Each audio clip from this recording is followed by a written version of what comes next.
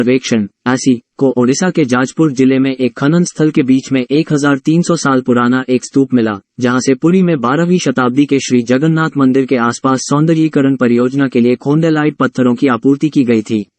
स्तूप 4.5 metre लंबा हो सकता है और प्रारंभिक आकलन से पता चला है कि यह 7वीं या 8वीं शताब्दी का हो सकता है। ये परबदी में पाया गया था, जो ललितागिरी के पास स्थित है, जो एक प्रमुख बौद्ध परिसर है जिसमें बड़ी संख्या में स्तूप और मठ हैं। खोंडेलाइट पत्थर। खोंडेलाइट एक पत्तेदार रूपांतरित चट्टान है। भारत में इसे बेगवाड़ा गनीस और कैलास गनीस भी कहा जाता है। इसका नाम ओडिशा और आंध्र प्रदेश की खोंड जनजाति के नाम पर रखा गया था। प्राचीन मंदिर परिसरों में खोंडेलाइट पत्थरों का व्यापक रूप से उपयोग किया जाता था। स्तूप 5 प्रकार के होते हैं। अवशेष स्तूप, जिसमें बुद्ध और उनके शिष्यों के अवशेष हैं। वस्तु स्तूप, जिसमें बुद्ध या उनके शिष्यों की वस्तुएं थीं। स्मारक स्तूप, बुद्ध के जीवन की एक घटना को चिन्हित करता है। प्रतीकात्मक। भारत ने जीएसएमए गवर्नमेंट लीडरशिप अवार्ड 2023 जीता। संदर्भ जीएसएम एसोसिएशन जीएसएमए ने दूरसंचार नीति और विनियमन में सर्वोत्तम प्रथाओं को लागू करने के लिए भारत को सरकारी नेतृत्व पुरस्कार 2023 प्रदान किया है।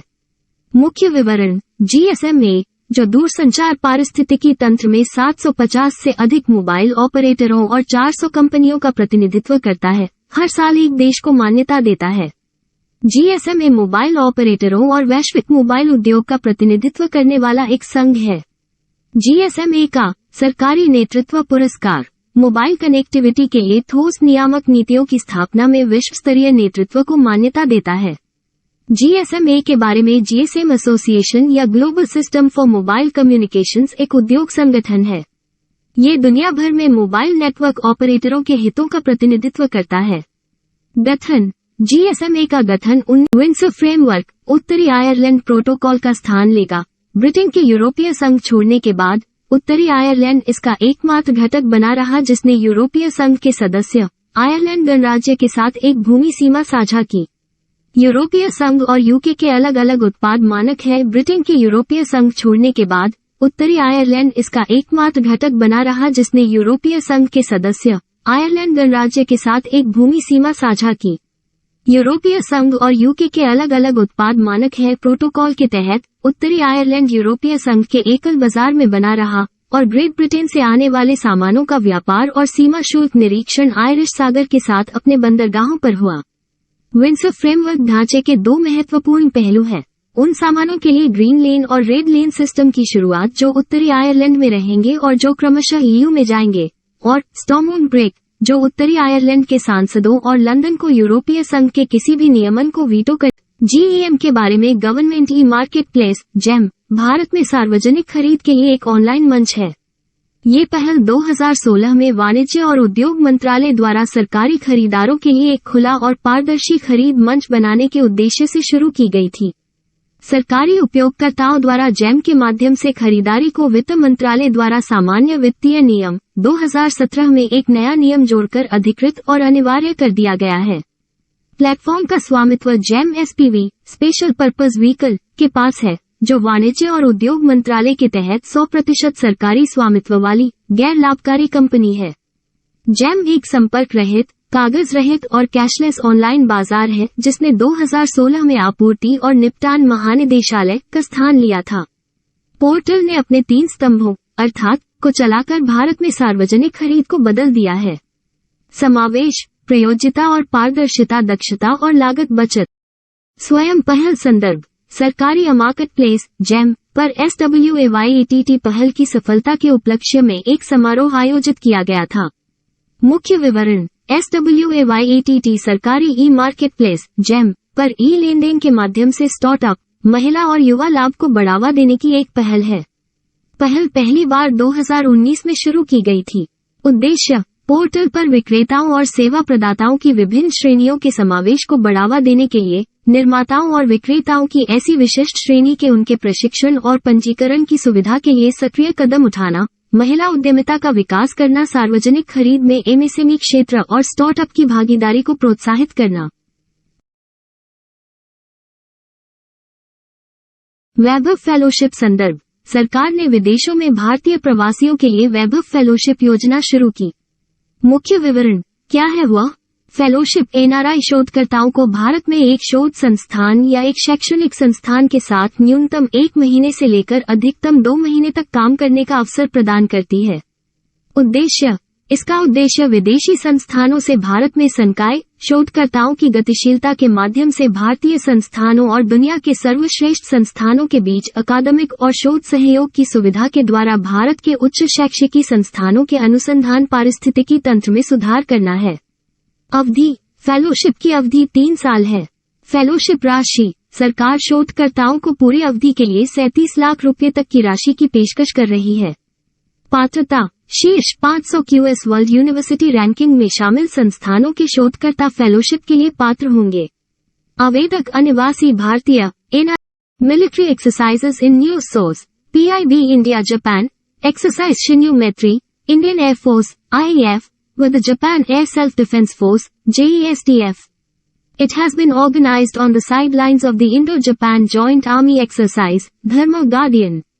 Multi-nation exercise that India is participating. Exercise Desert Flag 8 in UAE. It is an annual air exercise in which air forces from UAE, France, Kuwait, Australia, etc. participate. Exercise Cobra Warrior in the UK. Exercise Cobra Warrior is run twice a year and is the largest air exercise run by the Royal Air Force, UK. Related news: Palm 400 source. BS Indian Army testing armed drone variants, aerial targeting system, called Palm 400, in Pokhran, Rajasthan. It is an armed remotely piloted vehicle, RPV, built by Avision Systems, a joint venture between Israeli and Indian firms. It pitched its macro outlook for G20 economies and has made upward revisions to its 2023 growth forecasts for the US, the Euro area and China. Additionally, the credit rating agency has raised growth projections for India, Mexico, Russia, Saudi Arabia and Turkey. Moody's noted that economic momentum in several large emerging market countries, including India, Brazil, Mexico and Turkey, had proved more resilient to last year's tightening in the global and domestic financial environment than it had anticipated. For G20 economies, Moody's sees growth moderating to 2% this year from 2.7% in 2022, and then to improve to 2.4% in 2024. For the G20 advanced economies, the 2022 growth estimate is now 2.3% against the earlier expectation of 2.1%. G20 advanced economies are expected to report a growth of 0.8% this year, exceeding the previous. PM Modi inaugurated Shivamogga Airport in Karnataka. Prime Minister Narendra Modi has inaugurated Shivamogga Airport in Karnataka. The airport has been built on 663 acres of land with an investment of 449.22 crore rupees.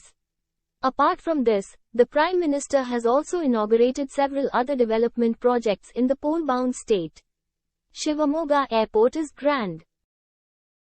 Foundation was laid in June 2020 by former CM B.S. Yediyurappa. This is the 9th domestic airport in Karnataka. Currently, the state's domestic airports are located at Bengaluru, Mysuru, Ballari, Bidar, Hubballi, Kalaburagi, Belagavi and Mangaluru.